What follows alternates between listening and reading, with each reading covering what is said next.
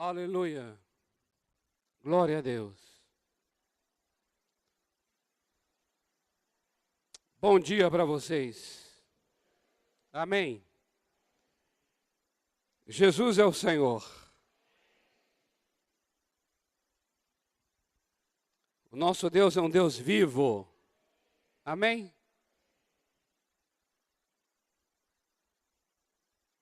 Amados, hoje é o primeiro domingo do mês de novembro. E como vocês sabem, ao longo do ano temos sido norteados por temas, para cada mês um tema. E agora, de uma maneira muito especial, novembro e dezembro, nós temos dois temas que eles estão, assim, eu diria, muito relacionados um com o outro. Não sei se você tem o hábito de ler aquele banner que nós temos ali na entrada, mas as duas últimas palavras são crescimento e expansão. Crescimento e expansão.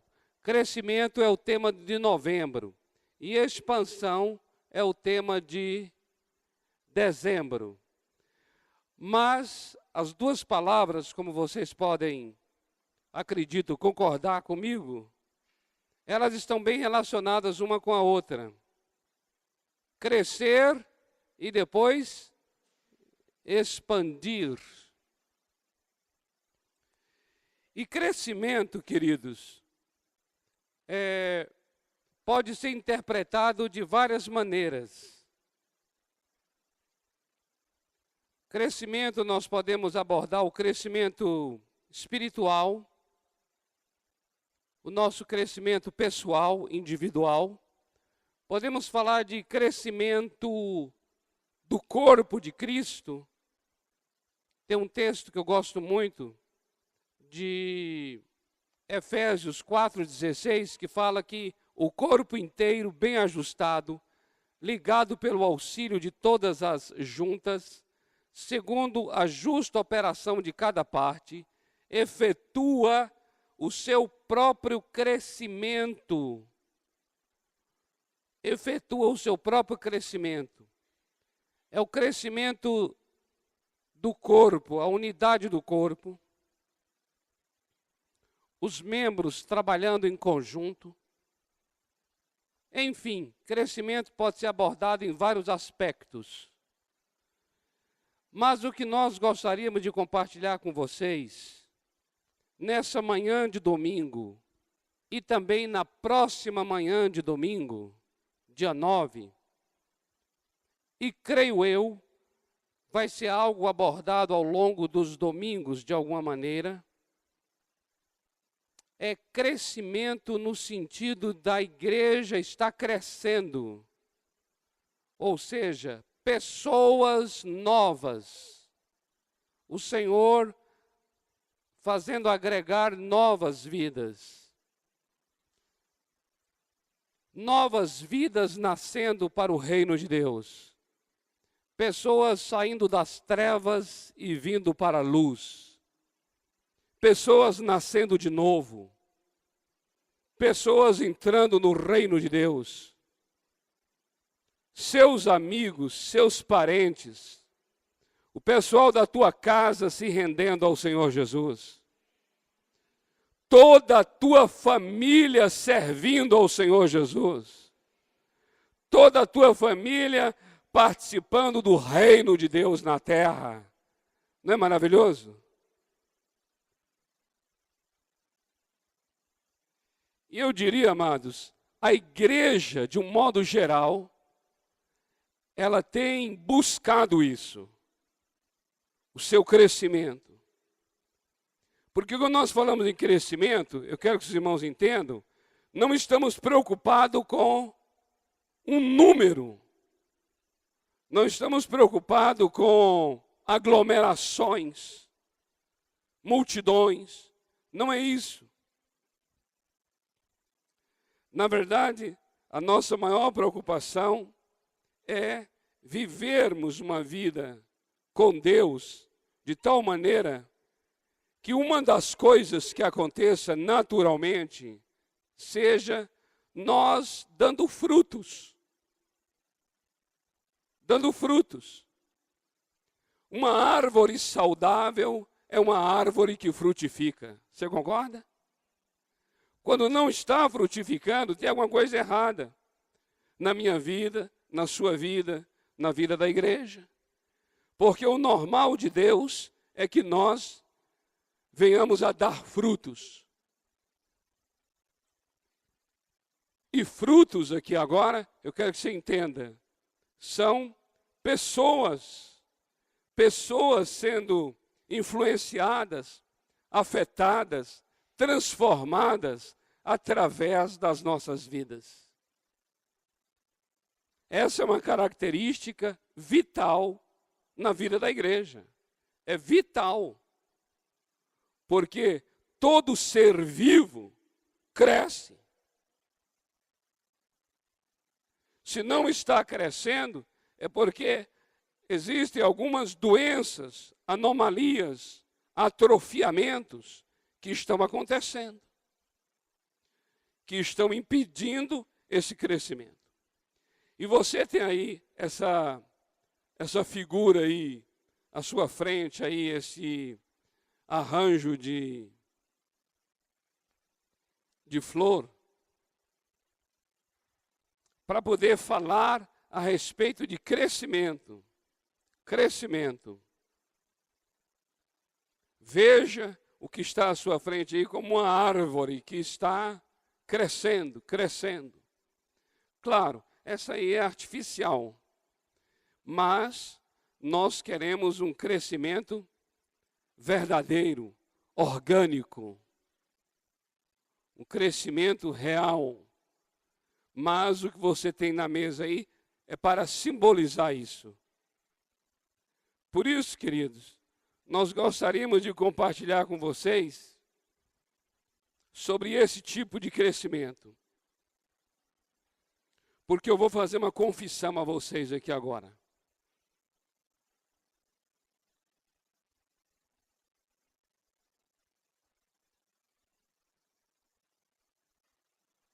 Beber uma água aqui para fazer a confissão.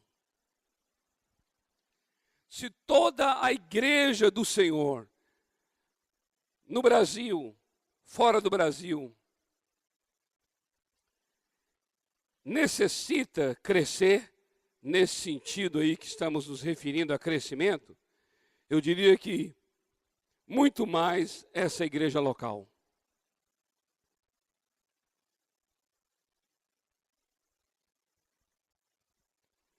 Porque, numericamente falando, e aqui falando apenas no sentido numérico,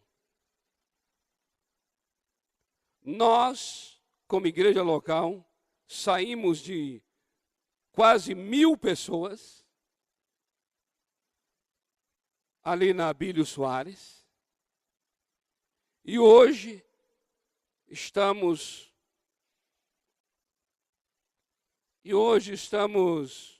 não dá hoje para precisar, porque você não sabe até que ponto aquela pessoa, de fato, está comprometida com a igreja local aqui, para você dizer assim, é membro da igreja. Mas a verdade é que nós saímos de umas 1000 pessoas quase, para umas 200 ou 300 pessoas hoje.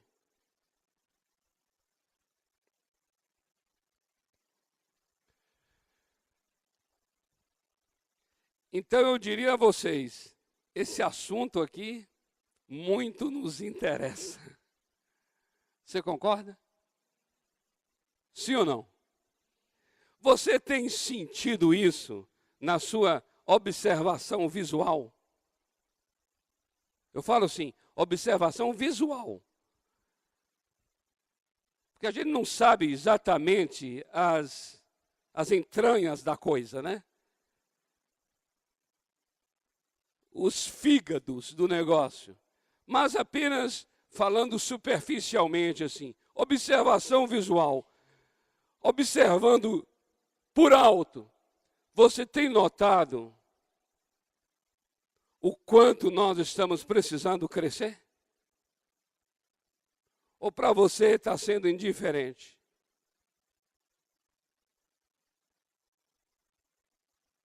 Não é uma pergunta retórica, não. É uma pergunta que carece de resposta. O que você acha?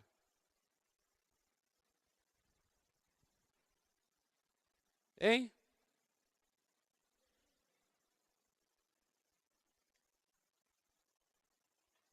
Você concorda que esse tema crescimento chegou numa boa hora?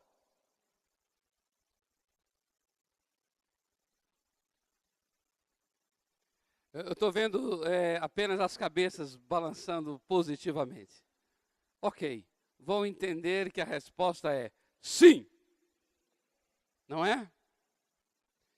E eu queria uma coisa dizer a vocês, amados. A igreja somos todos nós. Amém? Então, qualquer observação que a gente possa fazer, ou de certa maneira, uma crítica que façamos, o que é inteiramente justo e louvável que se faça, eu gostaria que você fizesse, mas com a seguinte consciência: eu sou parte disso.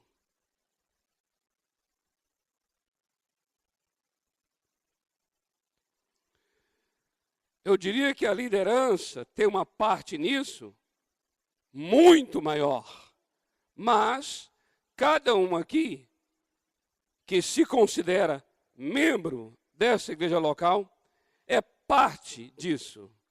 Parte de quê? É parte da revolução de Deus.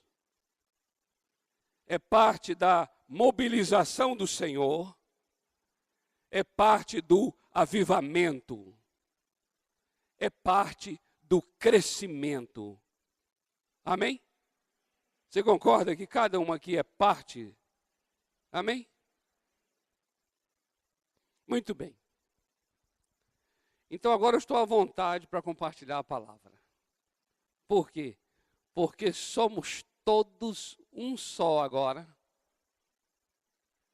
para declarar o quanto necessitamos mesmo receber essa palavra, todos juntos. Porque, olha, aqui tem mais ou menos umas 70 pessoas. 70 pessoas inflamadas pelo Senhor Jesus é mais do que suficiente. O Senhor precisa de menos até. O Senhor já abalou cidades usando uma pessoa. O que diria 70? Então 70 pessoas, coração cheio de compaixão, inflamados por Jesus, é mais que suficiente para nós termos aqui um abalo sísmico espiritual em toda essa região e o Planalto Paulista conhecer o Deus a quem nós servimos. Porque eu fico pensando assim, queridos, tem cada igreja em cada lugar dessa cidade. E essa cidade é enorme. Então, por que eu vou querer me responsabilizar pelo Itaquera? Se lá tem servos do Senhor para responsabilizar por Itaquera. Você entende? Cidade é grande. E outra, uma pessoa que se converte no Itaquera para vir congregar aqui. Haja amor pela igreja. Haja amor para atravessar a cidade. Não seria maravilhoso a pessoa poder sair de casa, o culto começa às 10 da manhã, ele sai de casa às 9h45, a pé, e desce aqui, assim, aquela multidão descendo aí, essa região aí de Indianópolis, o povo todo aí descendo, a pé, e chega aqui ainda antes de começar a reunião. Não seria maravilhoso? Amém? Então eu e você somos parte disso, amém? Aleluia! Tem que chegar e falar assim, Planalto do Paulista, Moema também, Moema está legal, uma parte de Moema, Senhor. Saúde, Jabaquara, nos aguardem. Nos aguardem. Estamos chegando aí. Amém?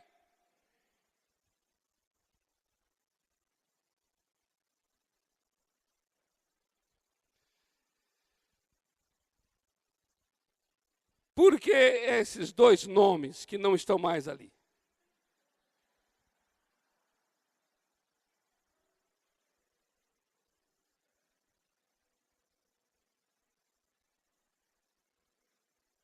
Virei assim e sumiu.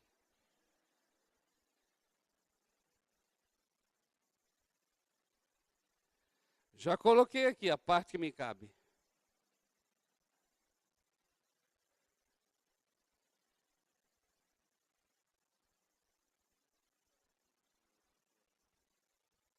Coloquei.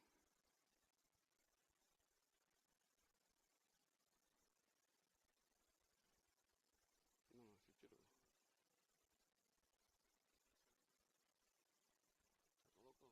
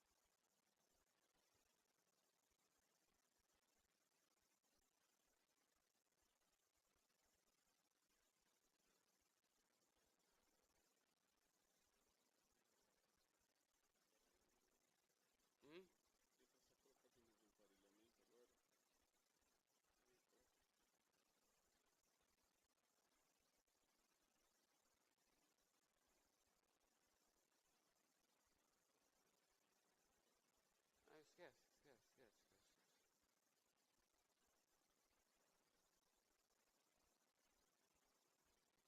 Muito bem, esqueça a tecnologia agora aqui, por favor. Olha, não continue envolvendo para ver se consegue, não, porque aí vocês vão perder também. Mas nós colocamos dois nomes ali, eu não sei se foi suficiente para você saber quais são. Isso, ficaram bem atentos.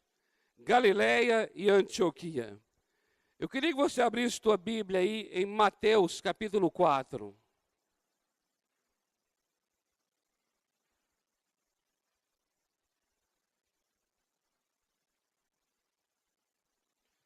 Mateus capítulo 4, a partir do versículo 13.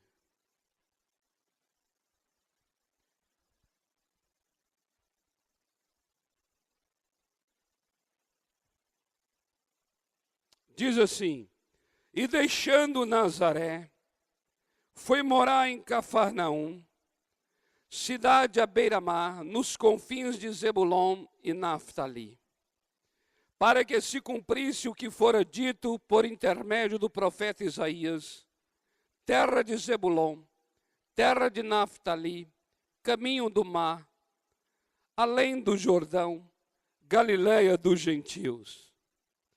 O povo que estava em trevas viu grande luz, e aos que viviam na região e sombra da morte, resplandeceu-lhes a luz.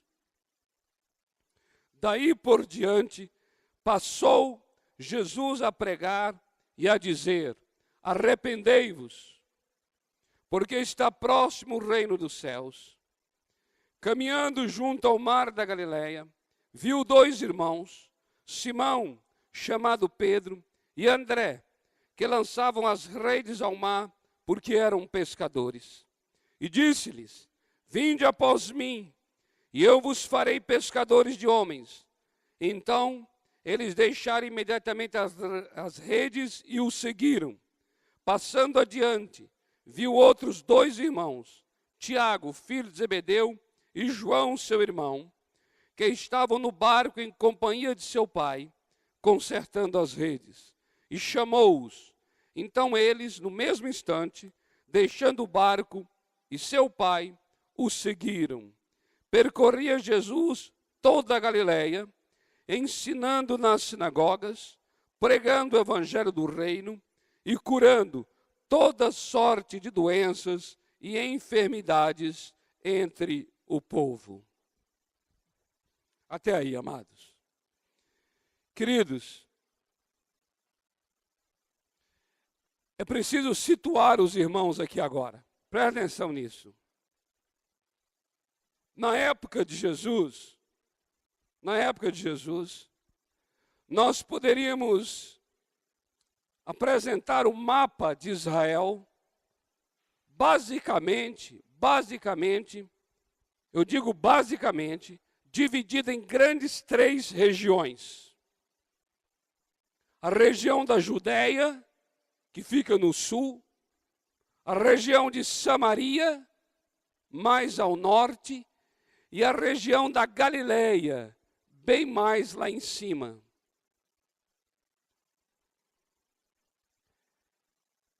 Lá no sul, na Judéia, ficava Jerusalém. E em Jerusalém ficava o templo.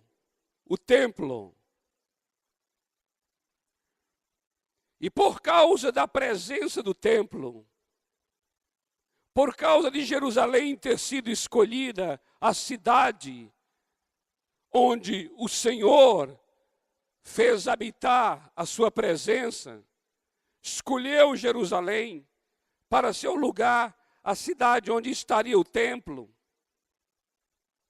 Todos os moradores da Judéia passaram a ter um certo orgulho espiritual em relação aos seus conterrâneos do norte. Afora isso, ao longo da história de Israel, houve uma presença de povos estrangeiros no norte de Israel. Samaria, por exemplo, teve uma grande presença do Império Assírio. E essa presença trouxe dos povos estrangeiros todo o paganismo, idolatria, cultura pagã para o norte de Israel. Então observa esse quadro. O pessoal do sul, da Judéia, onde ficava Jerusalém e o templo,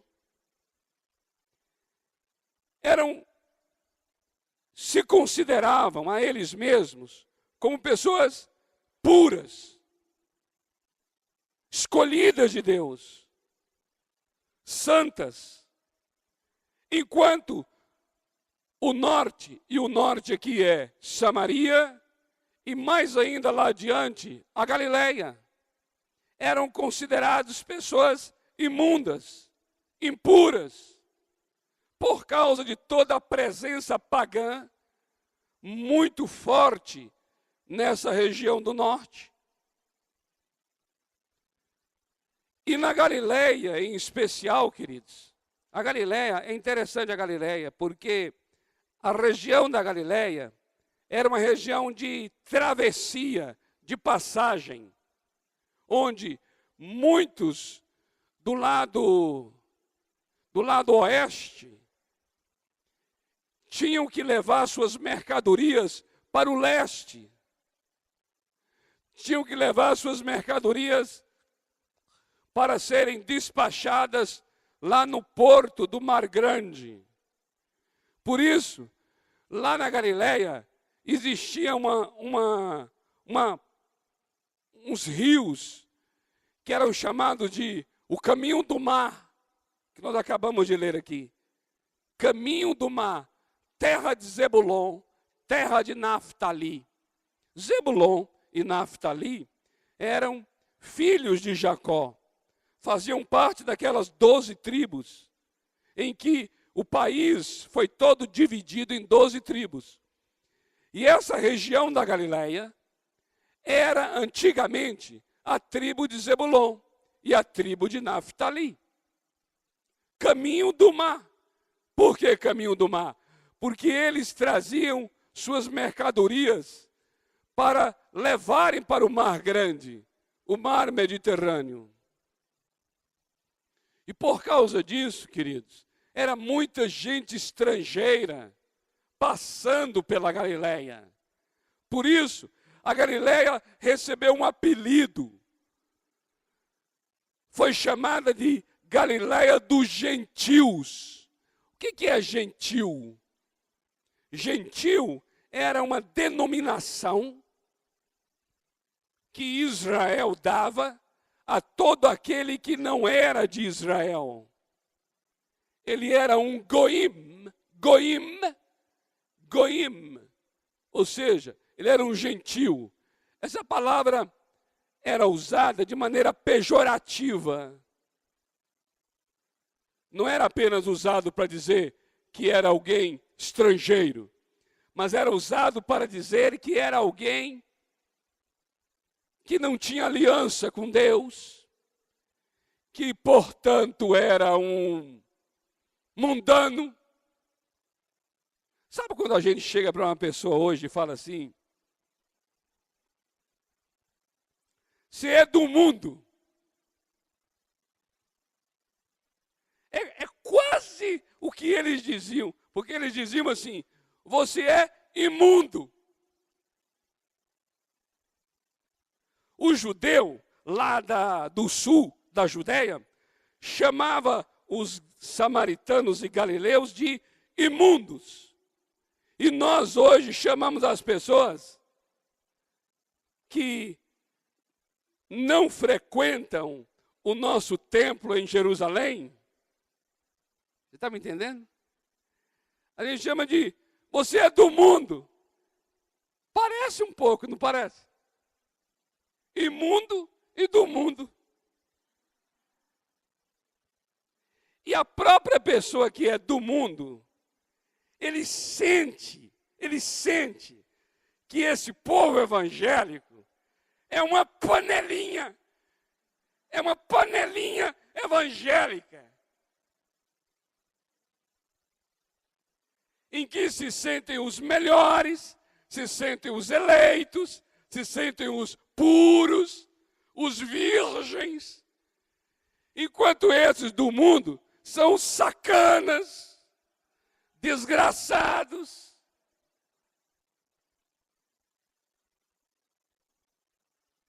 É interessante, né? Que é só encontrar com um que é evangélico, o cara não falou nada. Ah, você é evangélico? Pronto, parece que já está. A palavra evangélico, a pessoa lá parece já se sente xingada. Só em um outro dizer que é evangélico, ele já se sente. Ele fala: vocês são preconceituosos, vocês evangélicos. Então eu queria que você entendesse um pouco o quanto a gente é semelhante a essa turma da Judéia. Você está entendendo?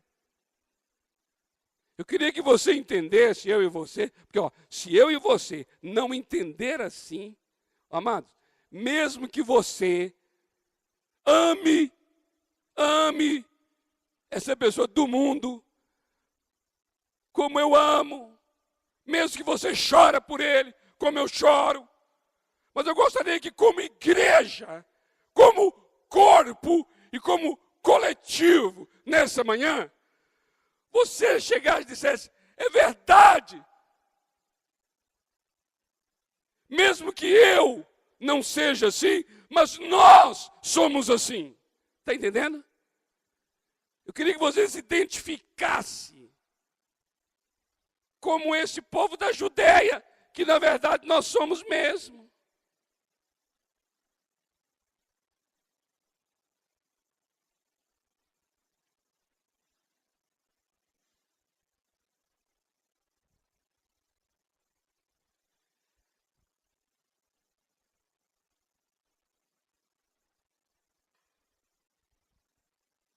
Nós somos uma turma de pecador que Jesus amou e salvou.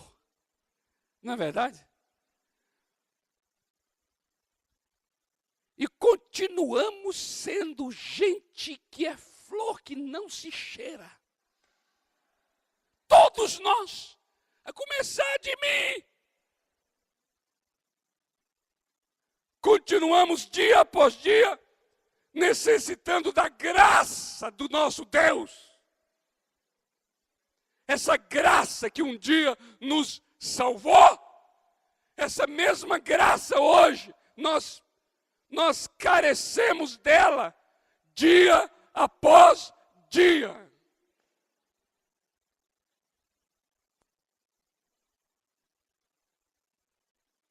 Mas eu confesso a vocês, confesso mesmo, eu era muito mais mundano antes. Aí hoje eu fiquei mais santo.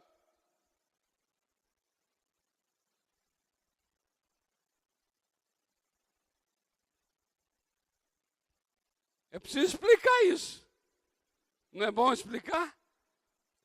Eu antes era muito mais próximo da pessoa que necessita dessa graça. E hoje me distanciei mais dela.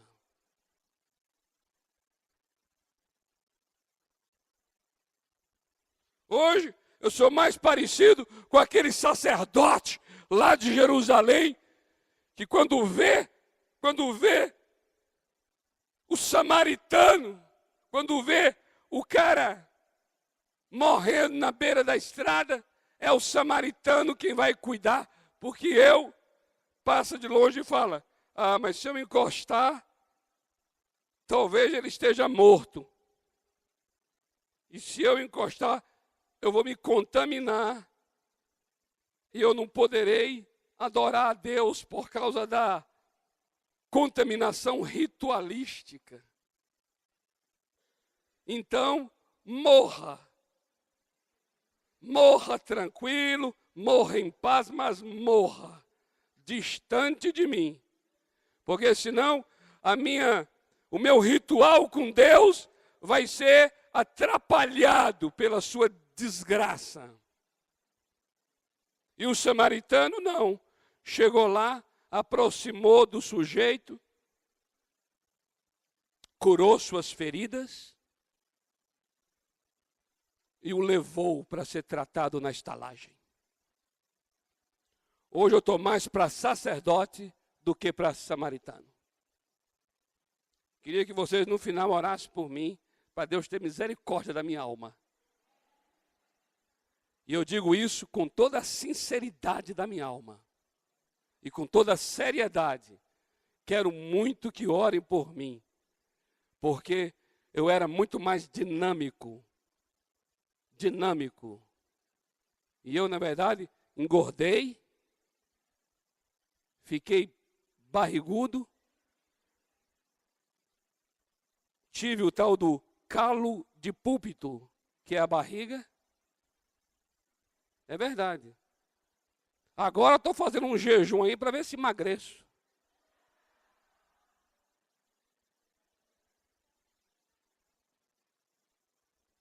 E não só ver se emagreço, isso aí é consequência. Eu quero ser inflamado pelo poder de Deus. E voltar a chorar pelas vidas que estão sem Jesus.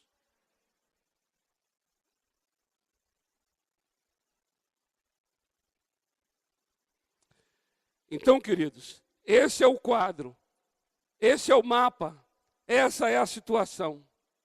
Mas nós começamos a ler o seguinte, versículo 13. Versículo 13. Jesus foi morar em Cafarnaum. Jesus deixou Nazaré. Jesus deixou Jerusalém. E Jesus foi morar em Cafarnaum. Onde é Cafarnaum? É na Galileia dos gentios. Ele não foi lá evangelizar. Ele não foi lá fazer uma visita. Ele não foi lá orar pela pessoa e aí cada um vai para sua casa.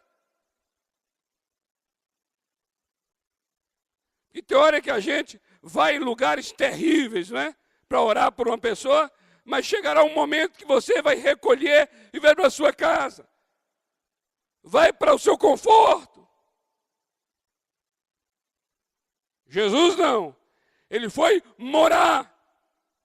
Ele foi estabelecer o seu quartel general, o seu QG, o seu lugar de saídas e entradas na Galileia dos gentios, em Cafarnaum.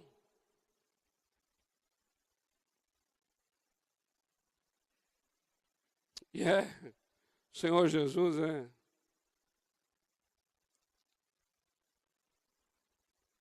Quando você lê o Evangelho de João, no capítulo 1, versículo 46, no capítulo 4, versículo 9, no capítulo 7, versículo 41 e o 52, no capítulo 8, versículo 48, você vai ver ali a hostilidade que o povo da Judéia tem com gente que é de Samaria e da Galileia.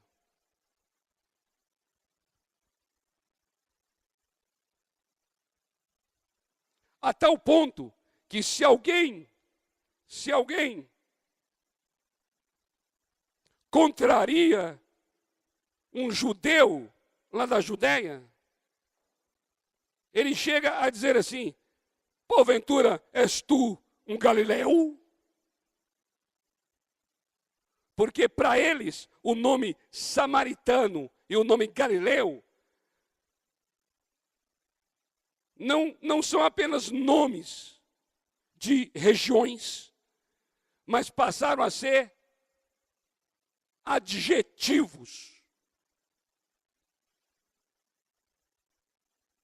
Dizer que alguém é um samaritano ou um galileu é dizer que ele é um ser asqueroso. Ele é um ser fedido.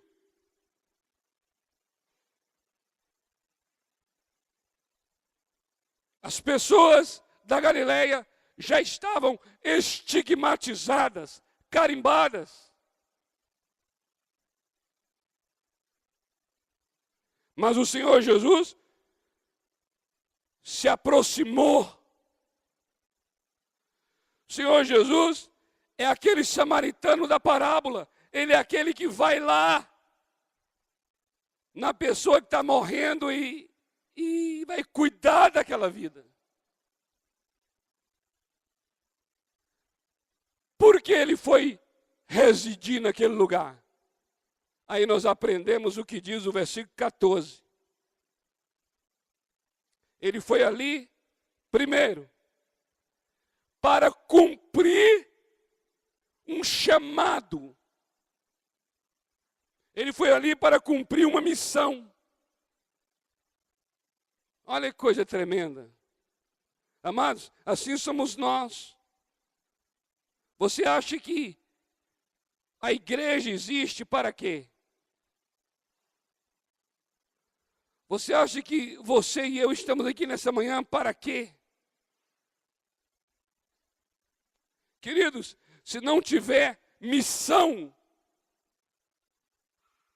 se não tiver direção, se não tiver destino para aquilo que a gente está fazendo, não faz sentido o que estamos fazendo.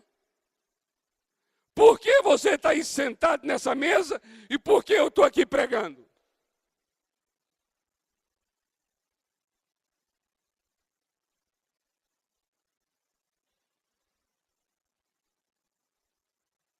Eu não estou aqui pregando para cumprir programação de pregação.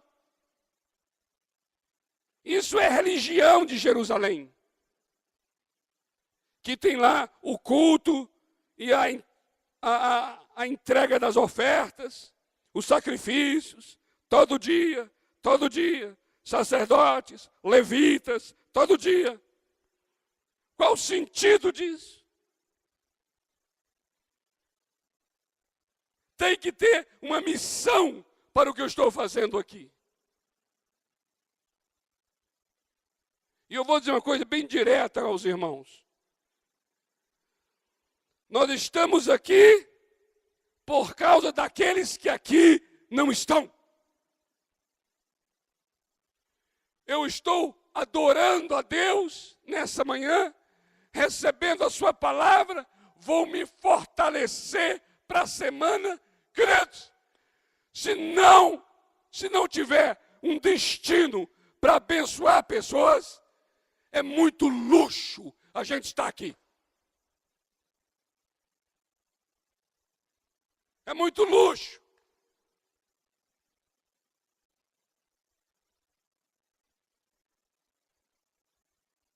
Sabe por que é muito luxo? Por causa do versículo 16. Uma outra razão porque Jesus foi morar em Cafarnaum. É muito luxo, porque ele foi morar em Cafarnaum, porque ele foi estar entre aqueles que estão na sombra da morte. Ele foi se meter com aqueles que estão em trevas.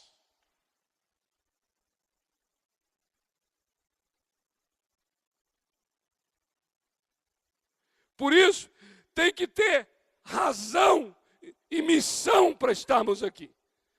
Estamos aqui para cumprir uma missão de Deus.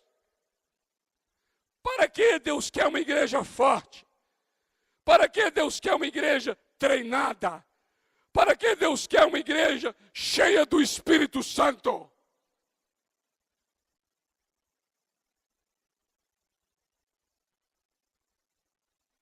Sabe o que diz a palavra em Atos capítulo 1, versículo 8? Diz assim: não se ausentem de Jerusalém.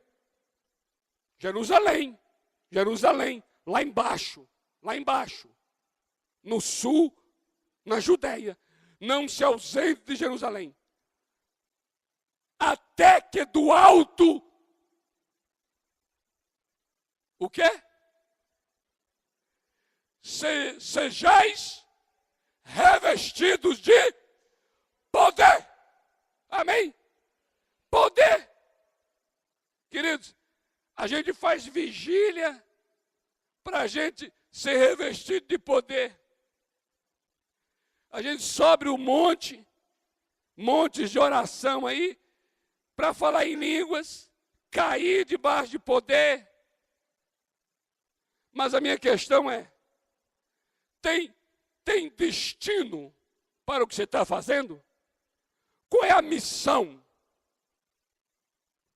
A missão é o restante do versículo. O que diz o restante do versículo? Atos 1:8.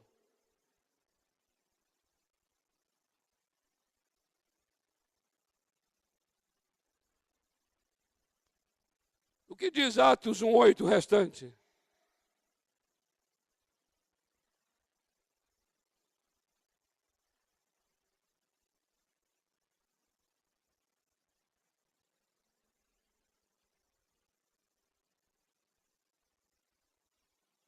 Mas recebereis poder ao descer sobre vós o Espírito Santo. E depois?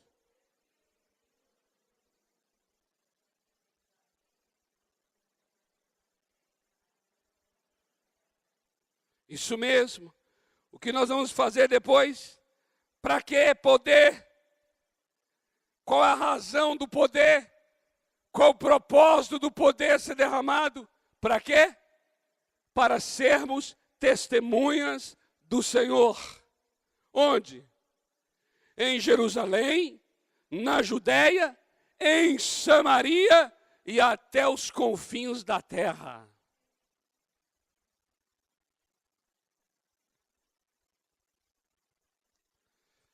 Ser testemunha onde?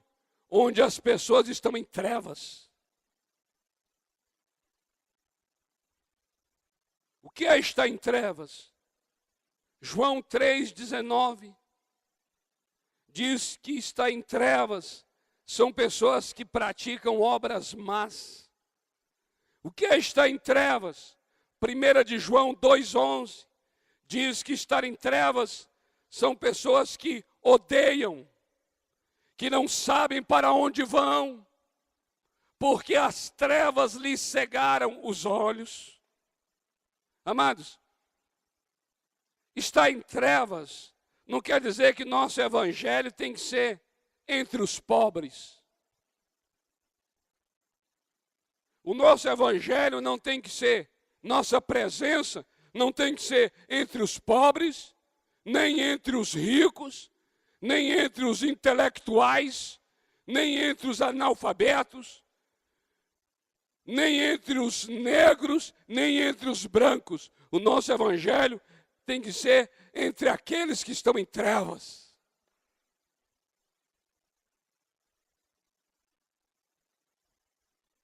Não sabem para onde vão. Nós sabemos para onde vamos, mas eles não sabem.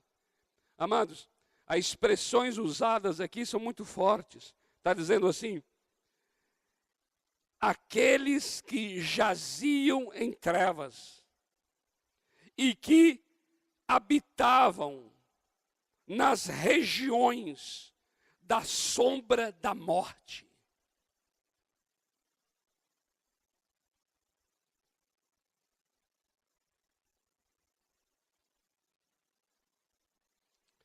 Por isso que eu digo a vocês que eu tenho estado assim quase que me sentindo inútil. Porque quando eu comparo todas as coisas maravilhosas entre nós aqui, comparando com aqueles que estão em trevas, habitando na sombra da morte, eu falo, Deus amado, essas pessoas precisam de uma só palavra.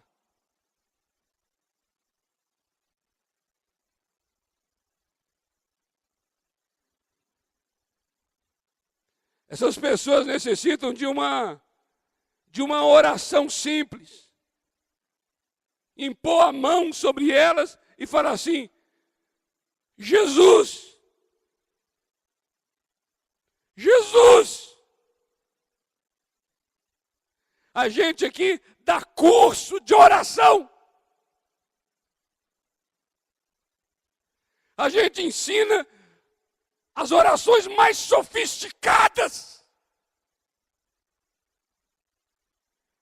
E tem gente que está na sombra da morte, precisando só de Jesus. E o que é interessante e irônico é que nós, muitas vezes, cursados nas orações estratosféricas, nos intimidamos diante daquele que está em trevas. Parece que o saber muito nos paralisa e nos engessa.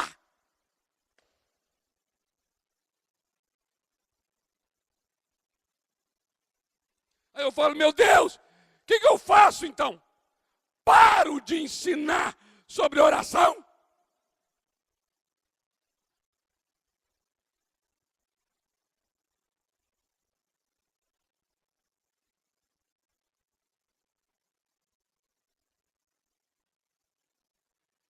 A gente tem cursos os mais variados e sofisticados. E na hora do vamos ver, e na hora que a onça bebe água, A gente não move nenhum dedo para aliviar a dor das feridas. Alguma coisa está errada, Senhor. Nos mobilize, Senhor. Teu Espírito venha quebrar todo engessamento, Senhor. Torna-nos pessoas hábeis, dinâmicas, urgentes. Torna-nos gente diligente, rápida, Senhor.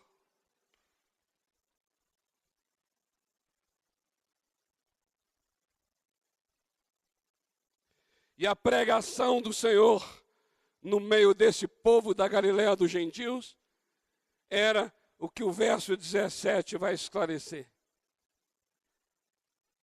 Diz que ele passava o tempo nesse lugar, nas cidades da Galileia, dizendo a eles: arrependei-vos, arrependei-vos, porque já está aí o reino dos céus.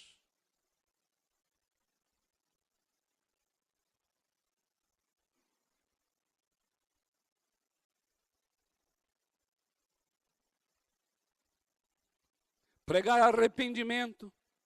Pregar o arrependimento me faz lembrar da parábola da ovelha perdida, em Lucas capítulo 15.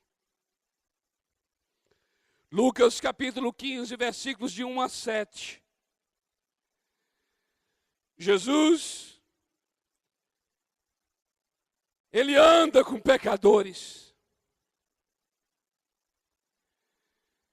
Eu acredito que Jesus, amados, se fisicamente estivesse em São Paulo, eu acho que um lugar muito próprio dele, e talvez seria fácil encontrá-lo, era na Rua Augusta, em direção para o centro da cidade.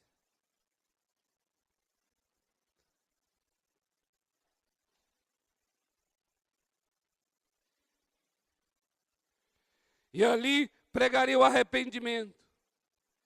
Porque ele era uma pessoa assim, que andava com pecadores, comia com pecadores, e ainda recebia pecadores na casa dele em Cafarnaum. Ele dava jantar para pecador.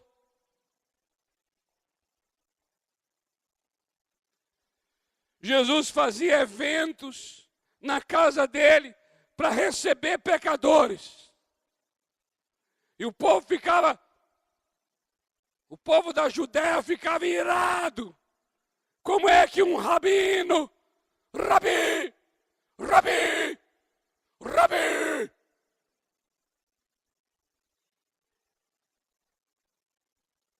como é que um homem que se diz do rabinato, conhecedor da lei de Moisés,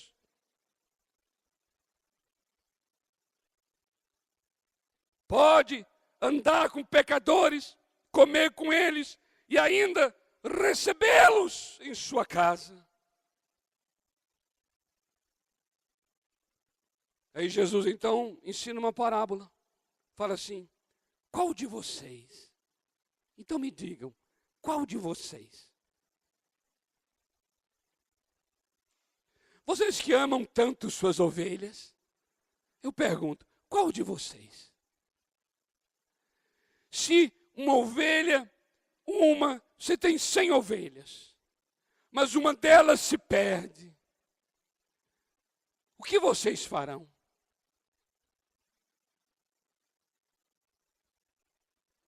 Vocês não deixariam as 99 no aprisco e iria procurar essa 100ª ovelha onde quer que estivesse? E se você a encontrasse ferida, você não a sararia, não a colocaria nos ombros, e você não a traria de volta para o aprisco? Jesus falou isso, sabe por quê? Porque aquelas pessoas amavam as ovelhas, mas não amavam as pessoas.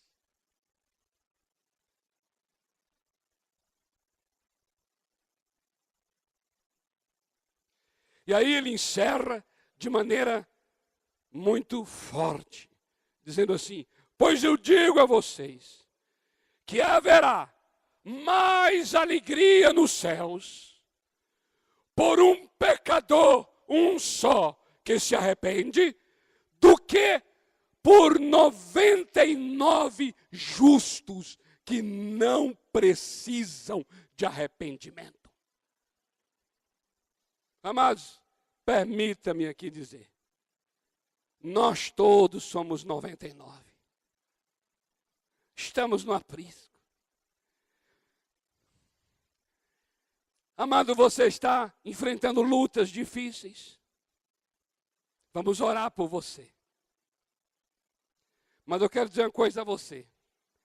Não há luta maior do que aquela centésima que está lá fora, que além das lutas, ainda está em trevas e habitando na região da sombra da morte. Tem coisa pior do que isso, não.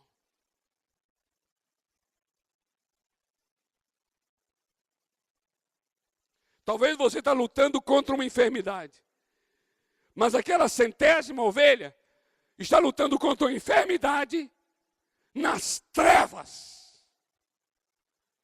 Lutar contra a enfermidade no reino de Deus é bem diferente do que lutar contra a enfermidade nas trevas.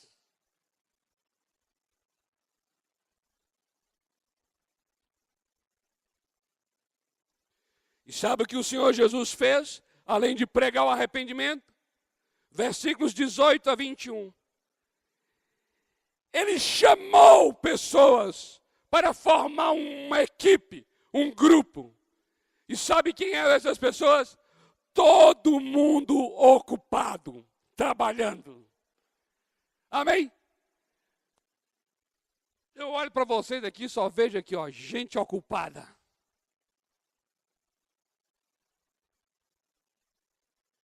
Você mora em São Paulo. Trabalho, trabalho, trabalho. Arregaçar a manga da camisa. Não tenho tempo nem para respirar. Aleluia! Louvado seja Deus que te deu todas as condições para esse trabalho. Amém? Foi assim que o Senhor Jesus fez. Ele não chamou preguiçoso e vagabundo, não. Ele chamou gente ocupada. Falou assim: Pedro estava lá pescando, lançando a rede.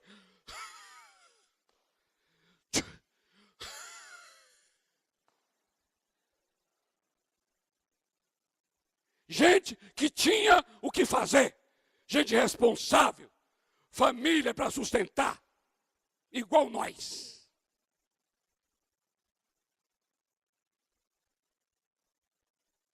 E ele chamou essas pessoas. O verso 19 vai nos mostrar algo lindo. Sabe o que é? Ele chamou pessoas comuns para tarefas sobrenaturais. Ele falou assim: você pesca peixe, pois agora venha após mim e eu te farei um pescador de homens. Chamou gente. Chamou Galileu. Olha, eu vou dizer uma coisa a você. Chamou Galileu.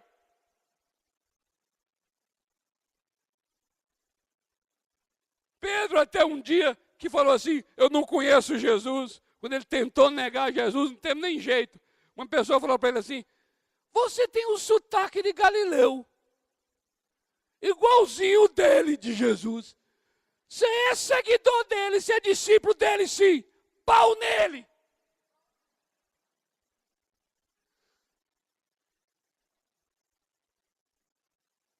O Senhor Jesus chamou gente simples, trabalhadora,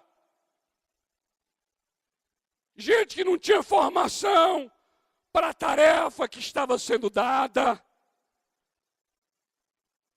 pessoas comuns para tarefas sobrenaturais.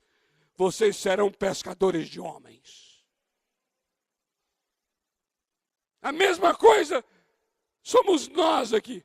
Olha aqui, ó. Olha aqui. Olha o tanto de pescador de homens que tem aqui nessa manhã. Coisa linda. E o que esses homens vão fazer? Versículo 23. Esses homens vão proclamar o evangelho do reino. Oh, maravilha. Não é só proclamar o evangelho, é proclamar o evangelho do reino. Isso quer dizer que esses homens comuns e mulheres comuns serão agora embaixadores do reino de Deus na terra. E agora vão declarar que o reino de Deus vai chegar. Vai chegar. Porque o reino de Deus é uma realidade para hoje, mas também é uma realidade para o futuro.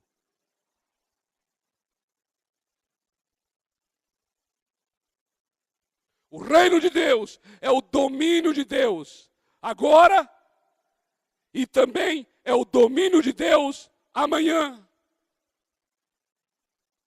Isso é maravilhoso. Se você não conhece o evangelho do reino, você precisa se inteirar, porque você é uma embaixatriz, é um embaixador. E é necessário que o embaixador, ou a embaixatriz, aquele que representa o reino, conheça o evangelho do reino. Porque era esse evangelho que Jesus proclamava. Mas ele não só proclamava, não só ele falava, mas o verso 24 diz que ele, juntamente com a proclamação, ele curava enfermos e ele expulsava demônios. O verso 24 vai dizer isso. Que ele curava os enfermos que eram trazidos a ele e expulsava os demônios que lhe eram trazidos. O evangelho do reino é proclamado, mas também é visto. O poder do reino na cura dos enfermos, o poder do reino na libertação das pessoas endemoniadas. Jesus falou: se eu expulso o demônio pelo dedo de Deus, é sinal que o reino de Deus chegou a vocês. Amados,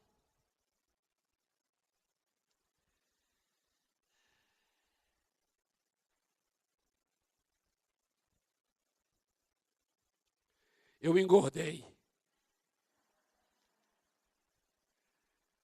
Entenda isso no sentido metafórico. Além do literal. Se alguém me vê, uma foto minha, há 17 anos atrás, quando eu cheguei na comunhão cristã, só era a cabeça. Eu ganhei um terno que era maior que eu, mas era o terno que eu ganhei. E aí, eu ficava assim. Tinha umas ombreiras no terno. Eu parecia que estava constantemente num cabide.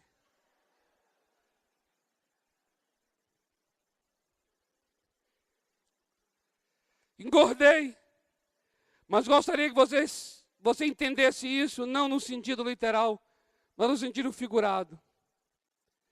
Porque antes, com aquela magreza, era uma expulsação de demônio que você não tem ideia. Orar por enfermo. Amados, eu orava para expulsar demônio, que tinha que fazer assim, eram uns 20. Tinha que deixar amarrado alguns, para dar tempo de expulsar os outros. E voltar lá os que estavam amarrados e expulsá-lo. era sair das reuniões assim, encharcado, de tanto orar por enfermos e expulsar demônio. Mas eu me engordei. Eu virei um cara de escritório. Louvado seja Deus pela minha sala lá em cima. Mas eu literalmente entrei na sala e metaforicamente não saí dela. Você compreende o que eu estou falando? O contato hoje com pessoas que estão em trevas, que precisam ser curadas, que precisam ser libertas de demônios, é mínimo, é mínimo.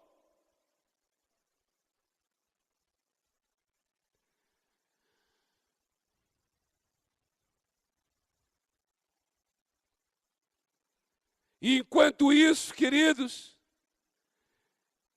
estão cercando e assolando o nosso arraial. Enquanto isso, o suicídio tem crescido em nosso meio. Enquanto isso, as pessoas estão cheirando mais cocaína do que nunca.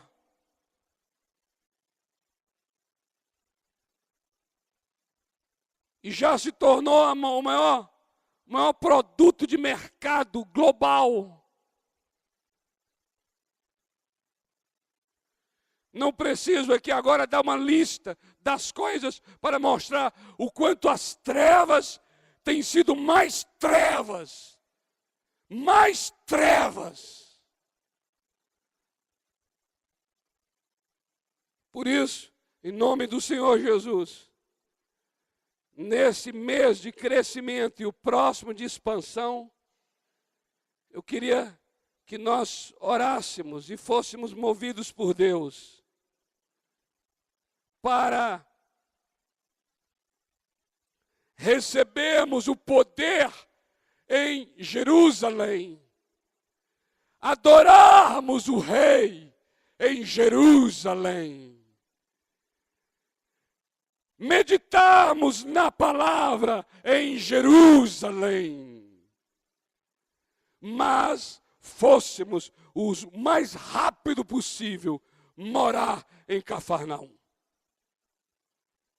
Porque Jerusalém não é lugar para morada. A nossa morada é na Galileia dos gentios. Próxima semana, pela manhã, nós queremos trazer a vocês aqui, simbolicamente, o mapa da Galileia. O mapa da Galileia. Mas não vai ter as cidades da Galileia. No lugar das cidades, você vai colocar o nome de pessoas que estão em trevas. Pessoas que não sabem para onde vão. Pessoas que estão habitando nas regiões da sombra da morte. Porque esta será a tua Galileia. Talvez é o nome de um lugar, talvez são nomes de pessoas.